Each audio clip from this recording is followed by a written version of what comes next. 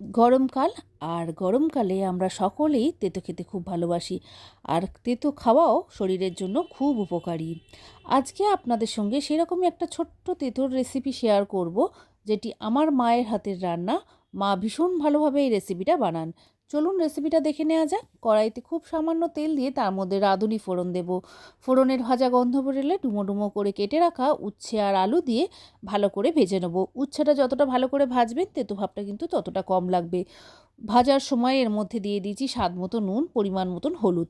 নুন হলুদ দিয়ে উচ্ছে আলুটা ভালো করে ভাজা হয়ে গেলে এর মধ্যে 1.5 কাপ জল দেব।